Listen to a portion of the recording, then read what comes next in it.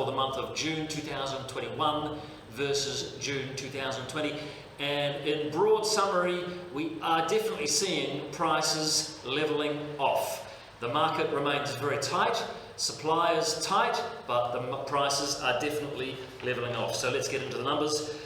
Firstly, on the median sales price, so June 2021, 885,000 versus 685,000 June 2020, a change of 200,000 or indeed 29%. Now, that's a big growth, but very interestingly, if you look at the last 5 months worth of median prices, this is the fifth consecutive month where we have seen median prices in Wellington in the high 800s. We haven't yet touched 900, and indeed June and May of 2021, 885,000 in both months. So 5 months in a row where we're seeing results in the high 800,000s broadly level. So certainly median sale prices definitely levelled off over the last 5 months. If we look now at the Real Estate Institute House Price Index, and this is the best guide, really the best true guide of actual underlying values. It strips out the different combinations of sales, high value properties being sold versus low value properties being sold, and looks at the underlying values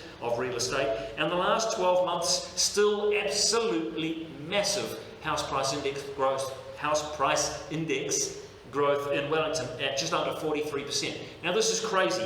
However, if we look at the last 3 months and the last 1 month, we see only 3.9% in the last 3 months and 1.8% in the last 1 month. So clearly the last 3 months we're seeing much slower price growth than we saw in the previous 9 months, which overall brings the total 12-month result up to just nearly 43%. So indeed the last 3 months much slower, which again is consistent with what we saw previously in terms of the median house prices actually stabilising.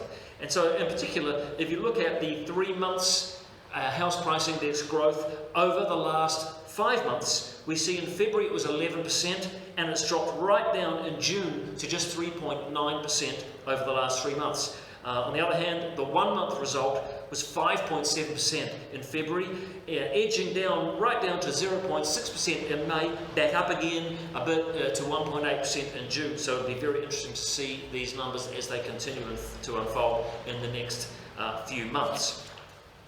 Looking now at the number of new listings in Wellington on a monthly basis, June 2021, 547 versus June 2020, 536. Pretty similar, almost flat, increase only of 2%. If we go back 2 years, 530 June 2019 versus that number, it's up 3%, so broadly flat. So if anything, a tiny increase over 12 months and 24 months ago. So new listings, broadly speaking, are stable. So the tight market that everyone is talking about is not because the new listings have dried up. The new listings continue to come to market. It is obviously on the demand side of things that the number of sales have increased greater than the number of new listings. That is why the market is so tight.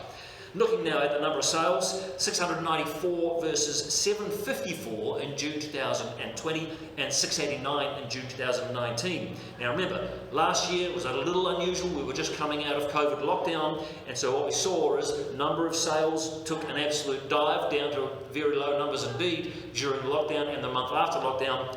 As we came out of that, we saw an absolutely huge surge in listings. Perhaps it was a bit of a catch-up. The buyers who weren't able to buy during lockdown then started buying, so perhaps the number of sales that took place in the months following lockdown were higher than normal, which we're seeing here. June 2021, 8% lower than June 2020. Maybe that's not necessarily reflective of demand decreasing, but more, in fact, we had a groundswell of more sales taking place as a catch-up after COVID, and indeed, compared to 2 years ago, almost identical, 694 versus 689 sales. So again, broadly stable, sales slightly slow compared to last year, but pretty consistent with the year prior in 2019. How long is it taking to sell property in Wellington? Basically, it's selling quickly. Property is selling fast. 31 days in June 2021 versus 34 in 2020 and 35 2019. So that's several days shorter. So significantly shorter durations to sell. So this is indicating no significant signs of the market softening. So although we're seeing prices levelling off, properties are still selling, and indeed they're selling faster than normal. So certainly no sign of significant softening in spite of the fact that prices have levelled. We look now at inventory, and this is a consistent story that we've seen for quite a number of months now. 5 weeks worth of supply in June 2021 versus 11 in June 2020 and 8 in June 2019. Again, June 2020 may be a slightly unusual period as we came out of lockdown, a bit chaotic before we sort of eased into a bit more stable conditions again.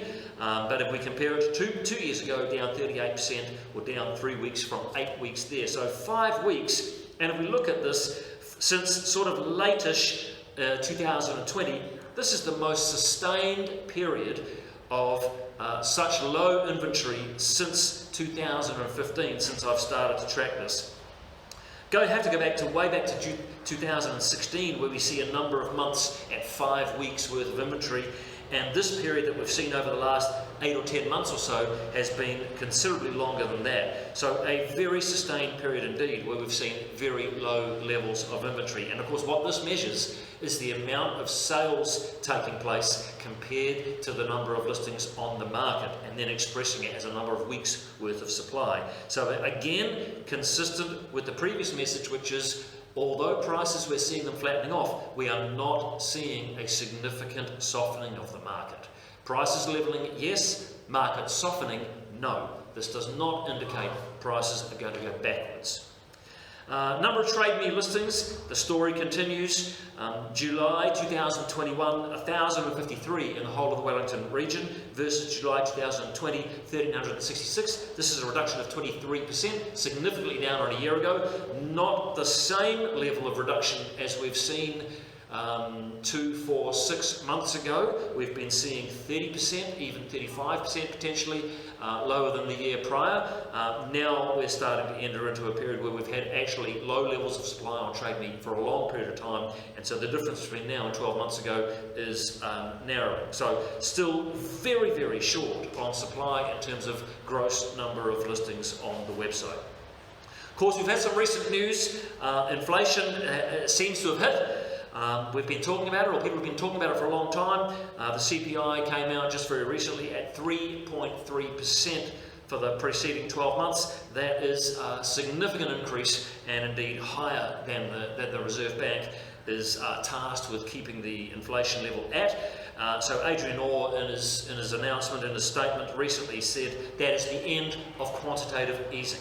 That is the end of the government's bond buying program, commonly called money printing. Of course, it isn't actually money printing, that's what people call it. So no more money printing, no more quantitative easing, pumping all that liquidity and all that cash into the economy. And as a result, all the economists and the major commentators are now picking interest rates to increase sooner than predicted. So mortgage rates, and in particular we've seen long-term fixed mortgage rates increasing quite significantly over the last month or two in anticipation of this.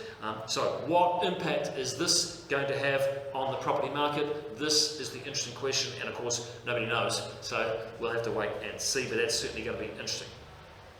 So in summary, a very strong 12-month price growth, but median prices flat for 5 months, and the Real Estate Institute House Price Index growth has also slowed very significantly over the last 5 months or so.